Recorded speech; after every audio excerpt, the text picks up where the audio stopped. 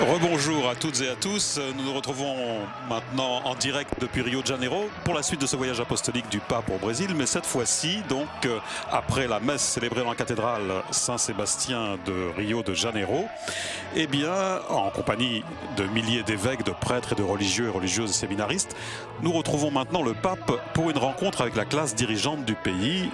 Une rencontre donc qui se déroule en ce théâtre municipal de Rio. Vous voyez le pape accueilli en musique comme il se doit.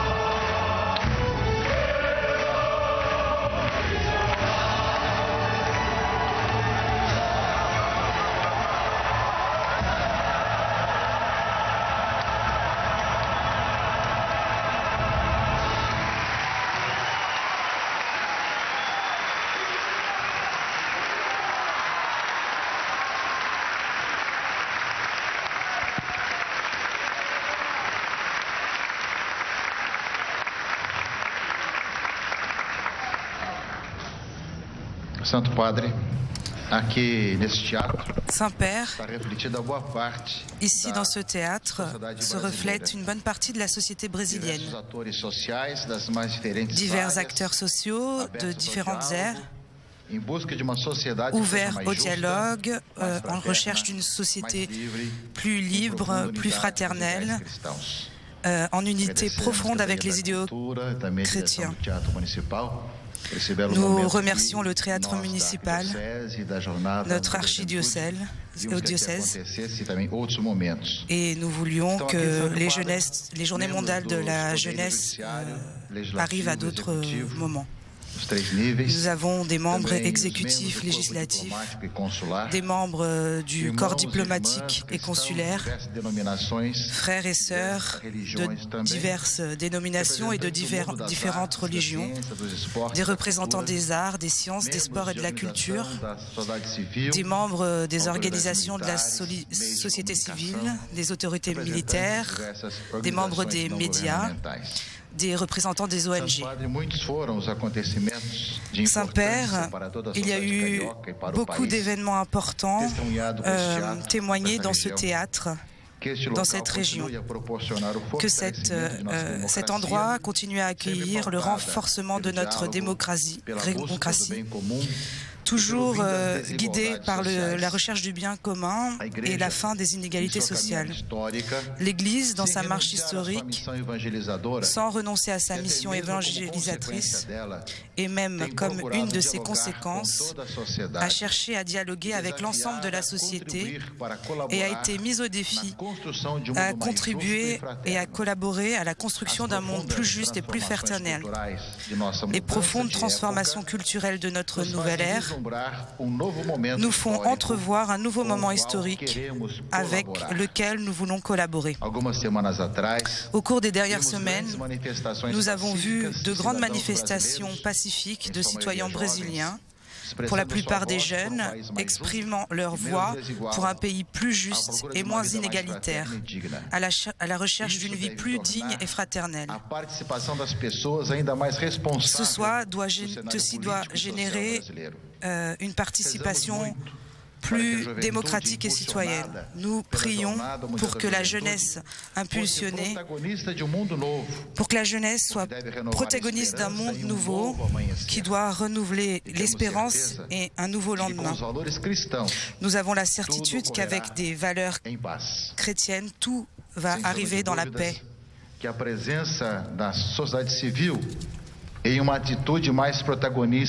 La présence de la société civile dans une attitude plus protagoniste et participative aide à renforcer la conscience citoyenne et renforce les espaces de participation politique. Que cette rencontre nous proportionne une réflexion plus importante pour discerner les chemins à être empruntés. La participation politique commune à recherche du bien commun doit nous faire participer aux manifestations. Nous avons présent ici différentes formes de rechercher la démocratie, même si nous avons différents regards sur la réalité de notre société. Un point doit nous unir à tous.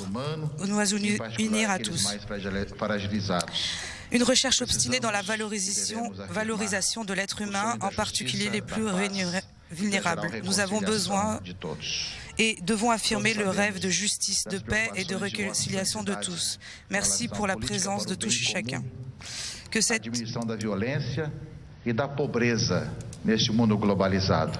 réunion nous permette d'administrer la gestion de la violence dans ce monde. Merci Saint-Père d'être ici avec nous. Et voilà donc pour ce mot d'accueil, de présentation de Monseigneur Orani João Tempesta, archevêque de Rio. Saint-Père, bénissez-moi. Je pense que tous ceux qui sont ici sont émus et honorés par cette rencontre fraternelle. Mais en regardant le regard de chacun et chacune ici présent, je crois que tous sont plus calmes que moi.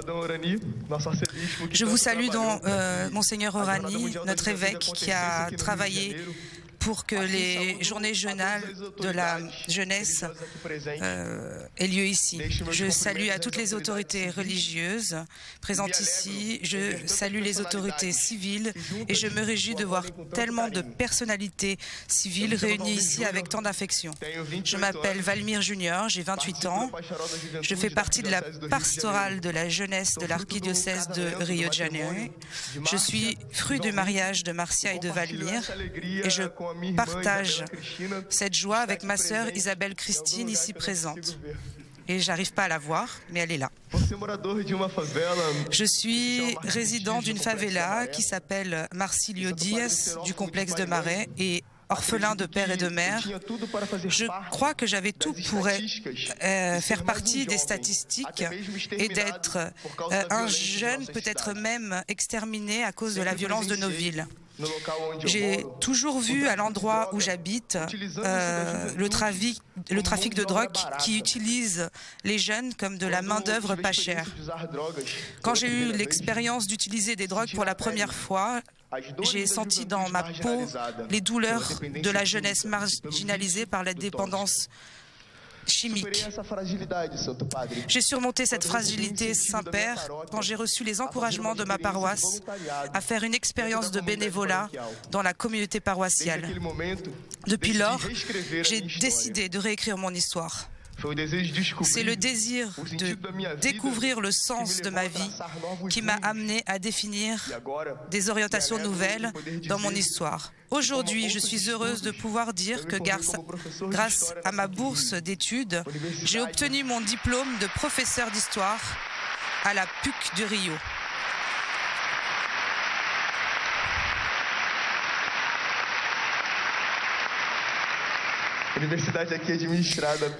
L'université qui est gérée ici par les jésuites à Rio de Janeiro. Je veux dire que pour moi, c'est un honneur de pouvoir représenter la société civile et au nom de cette société civile de pouvoir m'exprimer ici. Saint-Père, assurez-vous que je n'ai jamais pensé que je pourrais recevoir un tel honneur. Une fois invité et en pensant à ce que je pouvais dire, représentant la société civile, il m'est venu à l'esprit une seule certitude. Je suis aussi la société civile. Avec toutes ces personnes présentes ici, avec toutes ces personnes dont l'engagement a cherché à transformer notre ville et notre pays. Ici, Saint-Père, se trouvent des gens qui mettent leurs connaissances et leurs sentiments, leurs dons et leurs compétences, leur vie et toute leur espérance pour que, en ce monde, il y ait chaque fois plus de paix, justice, espérance, harmonie et réconciliation. Être le porte-parole de cette société civile est un défi pour moi. En effet, aujourd'hui nous sommes devant les caméras et à travers elles nous parlons au monde. Oui, nous parlons à tous les recoins du continent numérique par ces lentilles qui entravent notre vie privée et font de nous des personnes ainsi exposées au public. C'est dommage, Saint-Père, que ce soit aussi à travers elles que soient cachés tant d'incohérences, inégalités, pauvreté, tant de morts, tant de misère et tant de malheur. Avec moi, je vous apporte la vie de tous mes frères qui, pour diverses raisons, n'ont pas pu et ne peuvent pas faire l'expérience de la joie que nous ressentons aujourd'hui. Je pense à tout et tout particulièrement aux jeunes qui ont succombé de manière différente. Je prends par exemple les jeunes qui ont été exterminés ici tout près de l'église de Candelaria.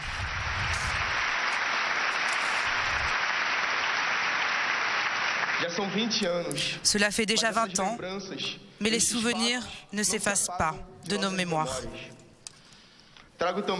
J'amène ici aussi au début des jeunes qui, au début de cette année, à la recherche de plaisir, ont été victimes d'un incendie dans la ville de Santa Maria, dans l'état de Rio Grande do Sul.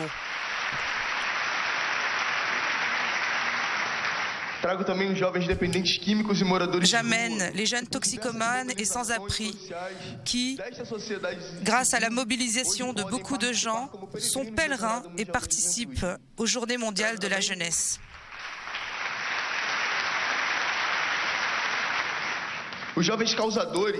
J'amène également les jeunes qui causent de nombreuses formes de violence, C'est des jeunes qui exterminent les jeunes, mais ils sont oubliés et ils sont aussi victimes de violences. Et eux aussi, ce sont mes frères. Eux aussi, ce sont nos frères.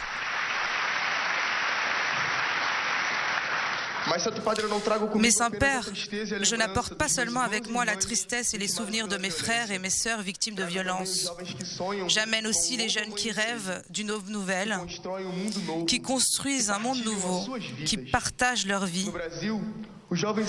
Au Brésil, les jeunes sont descendus dans les rues et revendiquent leur droit d'avoir une vie digne avec une éducation basique, avec une qualité et avec de la sécurité. Je suis petit devant cette foule. C'est par cette soif de vie en abondance que j'ai l'espérance qu'un jour je puisse voir les gens s'aimant plus, se respectant plus, de voir des hommes et des femmes, des enfants et des adolescents, des jeunes et des vieux, construisant ensemble la civilisation de l'amour. Notre scénario mondialisé fait émerger de nouveaux visages dans notre société. Des visages qui n'ont pas le droit à avoir de droits. Comme Jésus-Christ, ce jeune Jésus-Christ, cloué sur la croix, un jeune avec un projet de vie marqué par l'amour et la solidarité. Il y a quelque temps, Saint-Père, je demandais à Dieu pourquoi l'inégalité et la violence existent dans ce monde. Et en Dieu, j'ai trouvé la réponse. Parce qu'aimer son prochain est démodé. C'est la réponse que j'ai trouvée en Dieu. Mais pour moi, Saint-Père, cette réponse au sujet de l'amour démodé ne représente pas une affirmation, mais plutôt une grande provocation. J'ai regardé mon histoire et même sans mes parents, j'ai perdu mon père et ma mère, j'ai été aimé par ma famille. Je me voyais aimer les gens. Je me voyais lutter pour la liberté et pour les droits des jeunes. Donc, l'amour n'était pas démodé parce que j'aimais mon prochain.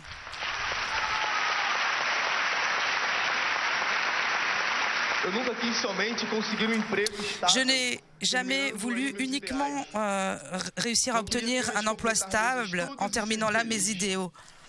Je voulais terminer mes études et être heureux. J'ai toujours voulu changer ma vie en changeant la vie des autres. C'est pour moi une tâche permanente. Être utile, aimer et en aimant, en étant aimé. C'est pour moi le sens d'une vie en société. Je suis heureux que cette journée mondiale de la jeunesse de Rio laisse à notre ville un héritage social que vous, Saint-Père, vous avez béni mercredi dernier. Je suis heureux que cet héritage dépasse largement les limites de ce lieu que vous avez visité. Comme vous le savez, nous avons là un réseau de nombreuses personnes et organisations qui souhaitent unir leurs forces et intégrer leurs dons et ainsi transformer des vies, comme ma propre vie a été transformée un jour. Je terminerai en répétant mes remerciements, encore très nerveux, car je suis ici pour représenter notre société devant tellement de gens qui ont plus de capacité et de préparation que moi, avec des histoires de vie pleines de témoignages pour vous donner. Saint-Père, je mets ma vie, tous mes dons, tout ce que j'ai et je possède pour être utile pour la transformation de cette réalité sociale de notre jeunesse. J'assume cela avec la même espérance et utopie qui a conduit François d'Assise et Ignace de Loyola à donner leur vie pour le projet de vie de Jésus qui amène à la transformation. C'est un projet révolutionnaire. Ces jeunes saints nous amènent à assumer avec force et courage notre mission du jour le jour, au jour le jour. Cette mission qui génère la vie et la vie en abondance. Saint-Père, bénis-moi, bénis notre jeunesse, bénis-nous tous. Et voilà donc pour cette salutation et ce témoignage de ce jeune diplômé issu d'une favela et qui représentait donc, comme il l'a mentionné à maintes reprises, il représentait la société civile, notamment évidemment le monde universitaire et le monde de la culture.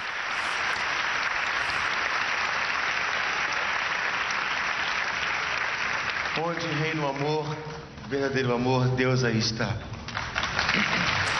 Où il y a l'amour, le véritable amour, Dieu est présent.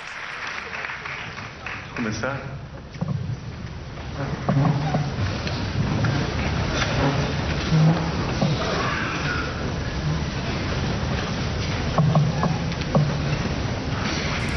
Et voici maintenant le discours du Saint-Père.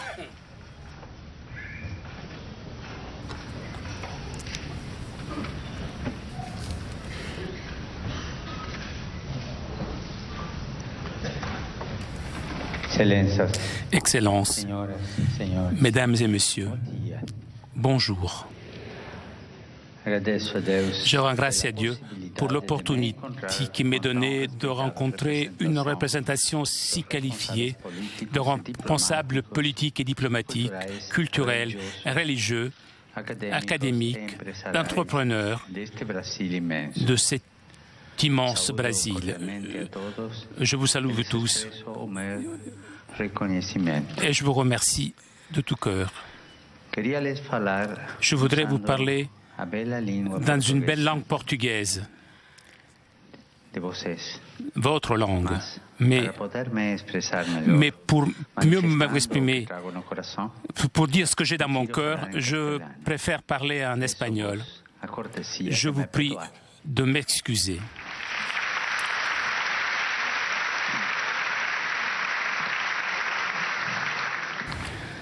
Je vous salue tous cordialement et j'exprime ma gratitude. Je remercie Monseigneur Oranani, Monseigneur Valmeri Junior pour leurs aimables paroles de bienvenue et de présentation. et de témoignage. Je vois en vous la mémoire et l'espérance, la mémoire du chemin et de la conscience de votre patrie et l'espérance que cette patrie, ouverte à la lumière qui vient de l'Évangile, puisse continuer à se développer dans le plein respect des principes éthiques fondés sur la dignité transcendante de la personne. La mémoire du passé et utopie vers l'avenir se rencontrent dans le présent, qui n'est pas une conjoncture sans histoire, sans promesse, mais un moment dans le temps, un défi pour retrouver sagesse et savoir la projeter. Qui joue un rôle de responsabilité dans la nation est appelé à affronter l'avenir avec un regard tranquille de celui qui sait regarder la vérité, comme disait Alceu Moroso Lima, penseur brésilien. Je voudrais partager avec lui trois aspects de ce regard serein, calme et sage. L'originalité d'une tradition culturelle. Deuxième, la responsabilité solidaire pour construire l'avenir. Et troisième, le dialogue constructif pour affronter le présent. Tout d'abord, il est important de mettre en valeur la dynamique qui caractérise la culture brésilienne avec son extraordinaire capacité d'intégrer des éléments différents, le sentiment commun d'un peuple, les bases de sa pensée, sa créativité, les principes fondamentaux de sa vie, les critères de jugement au sujet des priorités, des normes d'action, qui s'appuient sur une vision et grandissent une vision intégrale de la personne humaine.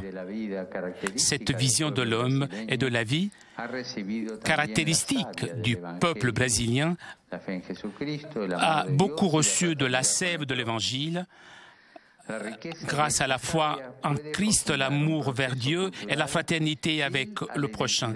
Mais la richesse de cette sève doit être mise en valeur et de construire un processus culturel meilleur et un avenir meilleur, un processus qui fait grandir la culture de la rencontre et de la relation. Voilà la façon chrétienne de promouvoir le bien commun et la joie de vivre, où convergent la foi et la raison, la dimension religieuse avec les différents aspects de la culture humaine, l'art, la science, le travail, la littérature, puisque le christianisme unit transcendance et incarnation et revitalise toujours la pensée et la vie face à la déception et au désenchantement qui envahissent les cœurs et se répandent sur les routes. Un deuxième élément que je voudrais aborder, la responsabilité sociale. Celle-ci demande un certain type de paradigme culturel et en conséquence de politique. Nous sommes responsables de la formation de nouvelles générations et l'aider à être capables dans l'économie, dans la politique et ferme dans ses valeurs éthiques. L'avenir exige de nous la tâche de réhabiliter la politique, qui est l'une des formes les plus élevées de la charité.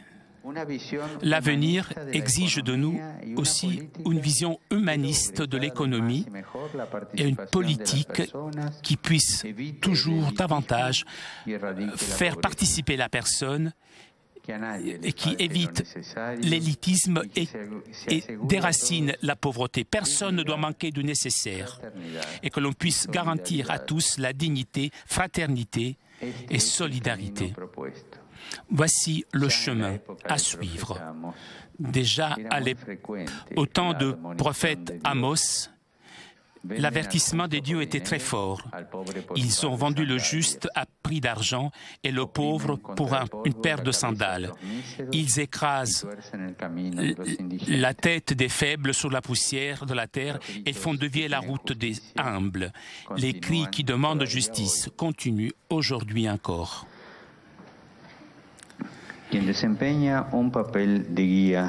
Celui qui joue un rôle de guide, permettez-moi de dire, celui qui a eu guide dans sa vie doit avoir des objectifs concrets et rechercher les moyens spécifiques pour les atteindre. Mais il doit y avoir aussi le danger de la déception, de l'amertume, de l'indifférence, lorsque les aspirations ne se réalisent pas. Et si j'appelle à la dynamique de l'espérance, qui nous pousse à aller toujours au-delà, à employer toutes les énergies et les capacités au profit des personnes pour lesquelles on travaille, en acceptant le résultat et en créant des conditions pour découvrir de nouveaux parcours, en se donnant aussi sans voir des résultats, mais en gardant vive l'espérance, avec cette constance et courage qui naissent de l'acceptation de sa propre vocation. Et c'est justement de la leadership, savoir choisir la bonne option après les avoir considérées en partant de sa propre responsabilité et de l'intérêt pour le bien commun. C'est donc, on arrive au cœur même des maux de la société, pour les vaincre par l'audace et des actions courageuses et libres. Dans notre responsabilité, même si limitée, il est important de comprendre toute la réalité en observant, soupesant, évaluant, pour prendre des décisions au moment présent, mais en élargissant le regard vers l'avenir, en réfléchissant sur les conséquences des décisions. Celui qui agit de façon responsable place sa propre action avant les droits des autres, avant le jugement de Dieu. Ce sens éthique apparaît aujourd'hui comme un défi historique sans précédent. Nous devons le chercher. Nous devons le poursuivre. Au-delà de la rationalité scientifique et technique, dans la situation actuelle s'impose le lien moral avec une responsabilité sociale et profondément solidaire. Pour compléter cette réflexion, au-delà de l'humanisme intégral qui respecte la culture originelle et la responsabilité solidaire, je pense qu'il est important pour affronter le présent le dialogue constructif. Entre l'indifférence égoïste et la protestation violente, il y a toujours une option possible, le dialogue. Le dialogue entre les générations, le dialogue avec le peuple. Puisque nous sommes tous ce peuple, la capacité de donner et de recevoir en demeurant ouvert à la vérité. Un pays grandit lorsque ces différentes richesses culturelles dialoguent de façon constructive avec la culture populaire, universitaire, la culture des jeunes, la culture artistique, économique, technologique, la culture de la famille. Il est impossible d'imaginer un avenir pour la société sans une contribution d'énergie morale forte dans une démocratie qui n'est jamais exempte du fait de demeurer fermée dans la pure logique de représentation des intérêts constitués. Je considère fondamental aussi dans ce dialogue la contribution des grandes traditions religieuses qui jouent un rôle fécond de levain dans la vie sociale et d'animation de la démocratie. La cohabitation pacifique entre les différentes religions est favorisée par la laïcité de l'État, qui semble assumer comme aucune position confessionnelle, respecte et met en valeur la présence du facteur religieux dans la société, favorisant ses expressions concrètes.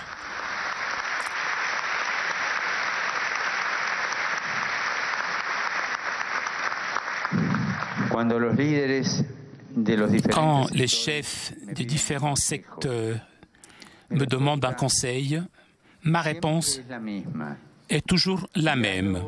Dialogue, dialogue, dialogue. C'est l'unique façon de grandir pour une personne, une famille, une société. L'unique manière pour faire progresser la vie des peuples est la culture de la rencontre. Une culture dans laquelle tous ont quelque chose de bon à donner et tous peuvent recevoir quelque chose de bon en échange. L'autre a toujours quelque chose à me donner si nous savons nous approcher de lui avec une attitude ouverte et disponible, sans préjugés. Une culture ouverte, disponible, sans préjugés. C'est l'humilité sociale pour moi, celle qui favorise le dialogue. C'est seulement comme ça qu'il peut grandir une bonne entente entre les cultures et les religions et l'estime des uns les unes avec les autres, précompréhension gratuite et dans le respect des droits de chacun. Ou on parie sur le dialogue, ou la culture de la rencontre, ou alors nous perdons tous. Voici le chemin fécond. C'est par ici qui passe le bon chemin. Excellences, Mesdames et Messieurs, je vous remercie de votre attention. Accueillez mes paroles comme l'expression de ma sollicitude de pasteur de l'Église et de l'amour que je nourris pour le peuple brésilien. La fraternité entre les hommes et la collaboration pour construire une société plus juste ne sont pas une utopie, mais le résultat d'un effort concerté de tous en faveur du bien commun. Je vous encourage dans votre engagement pour le bien commun qui demande de la part de tous sagesse, prudence et générosité. Je vous confie au Père qui est aux cieux, lui demandant, par l'intercession de Notre Seigneur Aparecida, de remplir de ces dons chacun des présents, vos familles, vos communautés humaines et de travail. Et de tout cœur, je vous adresse à tous ma bénédiction.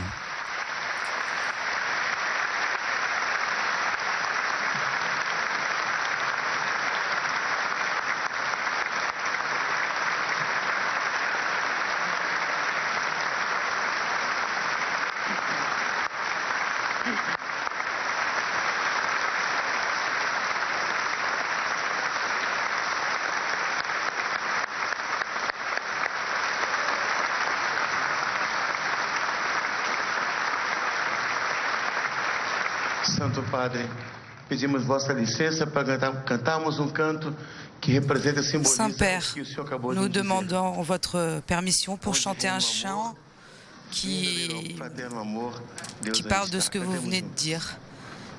Où est l'amour? Dieu est présent.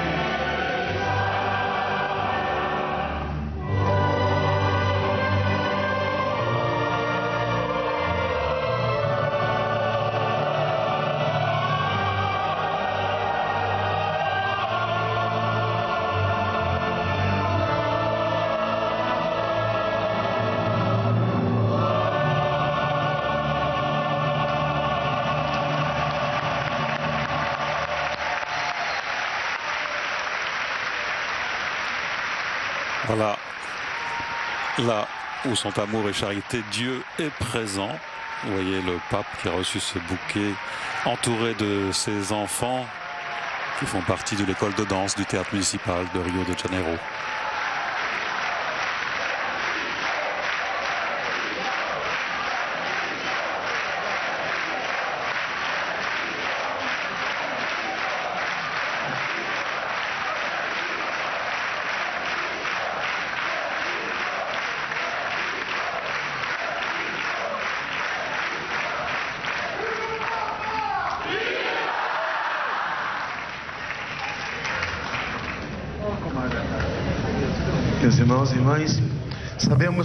Frères et sœurs, nous savons que tous ceux qui sont présents ici aimeraient personnellement dire la bienvenue au pape François, mais nous allons être représentés par le groupe qui s'approche maintenant.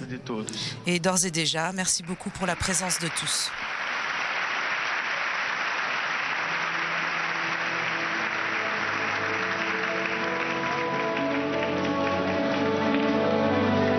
Maintenant, le Saint-Père accueille 15 représentants du monde de la culture et puis 5 délégations continentales du corps diplomatique.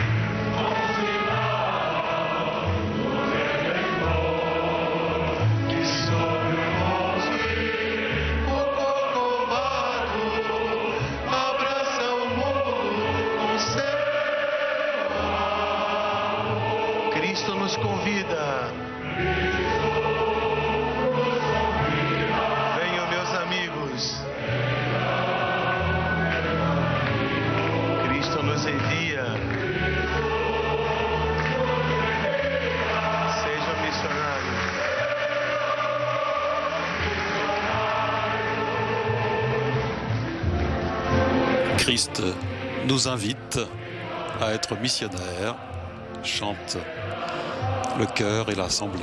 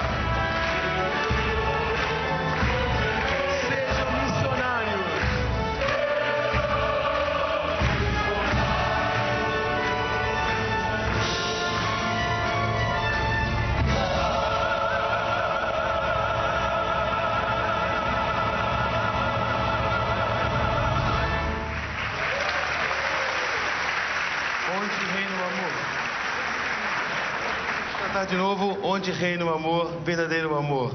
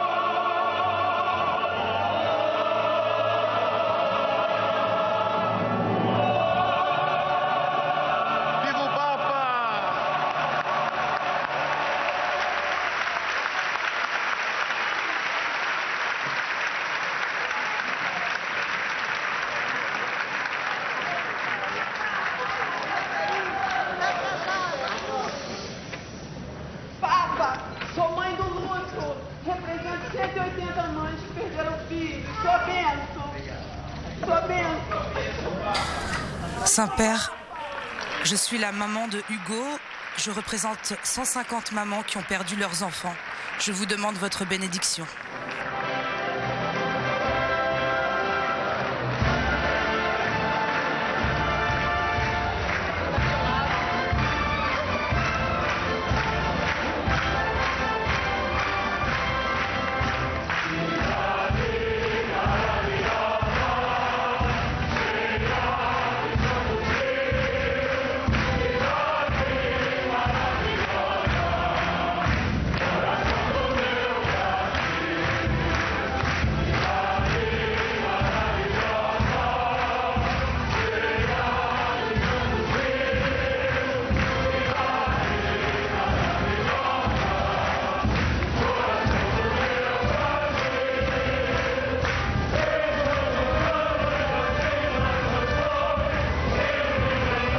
Voilà, eh bien, Ainsi s'achève cette rencontre avec les représentants des arts, des sciences, de la culture, du sport, les autorités militaires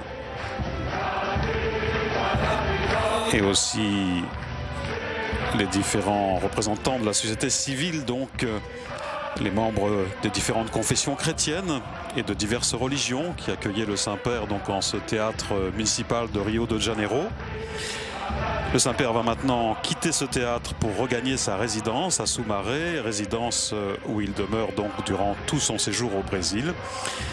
Là, à la résidence, il va déjeuner avec les cardinaux brésiliens, les membres de la présidence de la Conférence nationale des évêques du Brésil, les évêques de la région et bien sûr sa suite, la suite papale, au grand réfectoire du centre d'études de Sumaré. Merci de votre fidélité. Nous allons retrouver le Saint-Père en direct ce soir, cette nuit pour nous, à minuit, pour la grande veillée à Copacabana, donc à nouveau avec ces centaines et centaines de milliers de jeunes qui s'installent, qui prennent place depuis plusieurs heures là-bas, déjà évidemment, impatients de retrouver le pape pour ce moment de fête, de convivialité, mais bien entendu aussi de recueillement et de prière. Rendez-vous donc à minuit pour la grande veillée, temps fort des JMJ édition 2013 à Copacabana. Bonne fin de journée à toutes et à tous. En attendant, à tout à l'heure, minuit, en direct avec le pape François à Copacabana.